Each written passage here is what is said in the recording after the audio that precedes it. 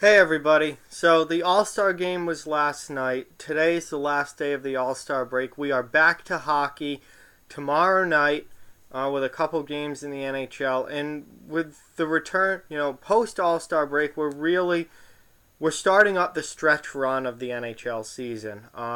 We're past the halfway point. We're really, down to the last couple of months here before we get, into playoff action in April for the NHL. So I wanted to take a look at what my five biggest, I guess, storylines are that I'm watching for the rest of the regular season. So as the whole, post All-Star break part of the regular season, what am I really paying close attention to? What am I really watching closely? And I picked out five things. There are obviously more than five things, but I picked out the top five things that I'm really paying a close attention to for the rest of this regular season heading into the playoffs. So let's get right into it. Number one is the Tampa Bay Lightning's dominance of the NHL. Tampa Bay is running away with the league right now. Over 70 points, miles ahead of everyone else. No one's really even close to the Lightning as far as, President's Trophy, who's got the most points, the most wins. No one's even close. I want to see, does Tampa Bay continue their dominance? Are they going to continue to be this absolutely dominant, unstoppable force that really, only loses like once out of every, 8 to 10 games? Or do they take a step back a bit? Do they go through a rough patch this season where they're not playing all that well? Do injuries happen and they have to, go test their depth a little bit? There's a lot that can happen with Tampa Bay. I want to see, do they continue dominating the way that they have pre-All-Star break?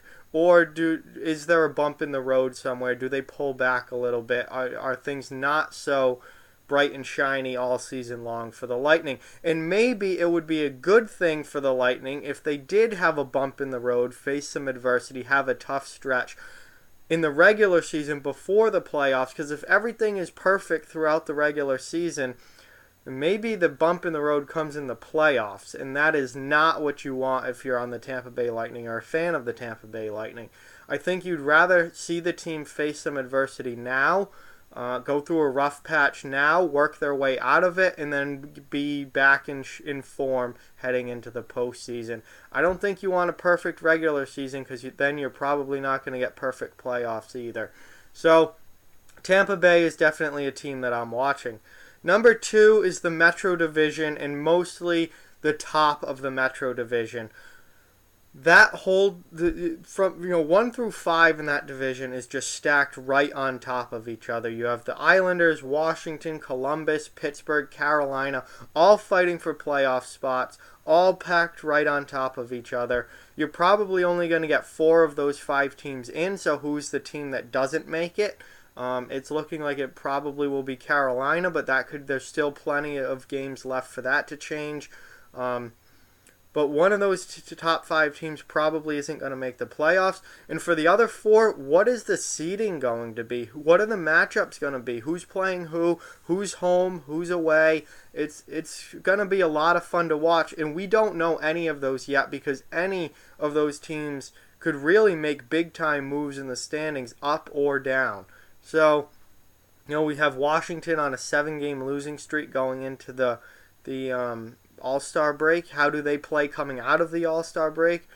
Do they launch themselves back into first place, or do they fall to a wild card spot?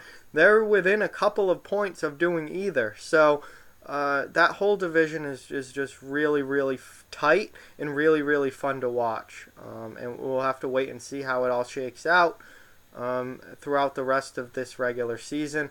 But I mean, you've got the Islanders playing great hockey. You have Washington right in the middle of it. You have Pittsburgh. You have Columbus. It's going to be wild the rest of the season in the Metro Division standings. So let's see how that all shakes out. Number 3 are the Western Conference playoff teams. Who the hell is going to make the playoffs in the Western Conference? You have 5 teams that have separated themselves at the top, that are clear playoff teams way ahead of everyone else. That's Winnipeg, Nashville in the Central, and then your top 3 teams in the Pacific, Calgary, San Jose, and Vegas. They're making the playoffs. They're ahead of everyone else by a good chunk of points. They're in. Those 5 teams are in. However, you have the 3rd spot in the Central up for grabs and the 2 wild card spots.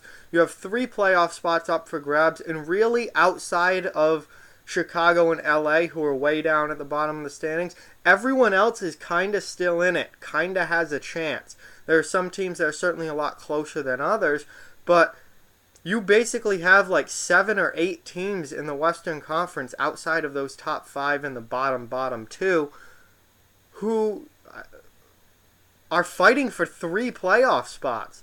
And that's a lot of teams fighting for 3 playoff spots. And I mean, teams like Edmonton and Arizona may not be right in the thick of the race anymore and might be a little further behind, but they're not completely out of it yet. And then you have teams like Vancouver and Colorado who are right there. You have Dallas and Minnesota who are in the playoff spots right now. There's so much going on. St. Louis isn't completely out of it yet. You have so much going on in the Western Conference. And you have, the top who are set in their playoff teams. You have the bottom in Chicago and LA who are not even close.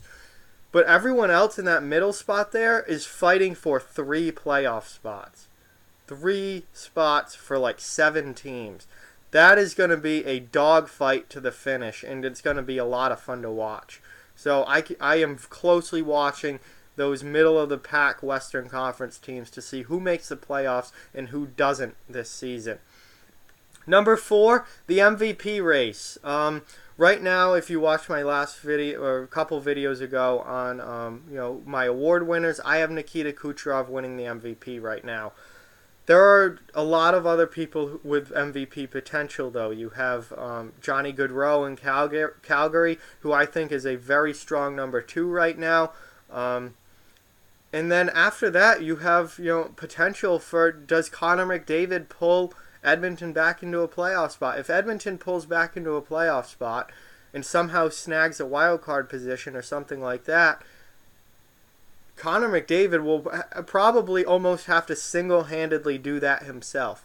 So then that throws him into the MVP race. Does somebody in Colorado, Rantanen or McKinnon, absolutely separate themselves from the pack and show them, an MVP type second half of the season that could win them the MVP race? There's no clear-cut MVP this year. I think there's a lot of guys who do have MVP potential, and watching what's going to happen in the second half of the season is going to be really, really fun with that. Right now, I think it's Kucherov, but Gaudreau has a very strong case, and there are some other guys who could go on big-time runs, pull their teams into playoff spots, and then next thing you know, they're potential MVP candidates as well. So that's going to be a lot of fun to watch, and we're going to see who really separates themselves from the pack as a player this second half of the season. And it's going to be really fun to see point totals, because I think we're going to see a 120-point score this year. We might see multiple 120-point scores this year, and that hasn't been done in years. So offense is definitely up. Players are starting to put up big-time points again, and that's going to be a lot of fun to watch. And lastly, number 5, the trade deadline. And this is mostly about what team is going to make the right move or moves at the trade deadline that make them go from playoff contender, good team, playoff team, maybe a second-round playoff team, and launch them into that category of Stanley Cup contender, maybe even Stanley Cup winner. Who's going to make the best moves at the trade deadline? Who's going to make the mistakes at the trade deadline that end up you trade for someone that completely doesn't work out, you give up a ton of prospects or draft picks in return, and it makes you look stupid at the end of the day. The trade deadline is always a really, really fun time in the NHL. A lot of big decisions are made at the trade deadline. A lot of teams' seasons are thrown away at the trade deadline. Other teams, their season just starts at the trade deadline. It's going to be a lot of fun to watch, and you can for sure expect a lot of videos from me coming around the trade deadline and after, discussing the moves that have been made, discussing what's going on. It's a great, great, great time of year for hockey fans and fans of the NHL, and I cannot wait till the trade deadline this year because multiple big time things always happen. So I will be watching the deadline closely and seeing what moves are made and who makes their team better, who doesn't, and who launches themselves into that upper echelon of team with just the right move at the deadline. So those are the 5 storylines or big things that I am watching going into the rest of this regular season. Bay, do they continue their dominance? The Metro Division, how does that seeding and playoff structure shake out? Who's 1 and 2? Who's 3 and 4? We'll see how that works out. Western Conference playoff teams, again, 7 teams fighting for 3 spots. That's going to be a dogfight. The MVP race, is it Kucherov? Is it Goodrow? Is it someone else coming out of nowhere? And the trade deadline, who betters their team? Who doesn't? And how does that affect the playoffs and the Stanley Cup? So those are the 5 that I'm watching very, very closely. With that, like, comment, share, subscribe, follow on social media, check out offthewallhockey.com. All those links are down in the description below. If you'd like to further support the channel, the links to our Patreon and merchandise store are down in the description as well. Keep spreading the word about this channel. Let's keep this thing growing. Thank you very much for watching. I hope you enjoyed the video, and I'll talk to you guys soon.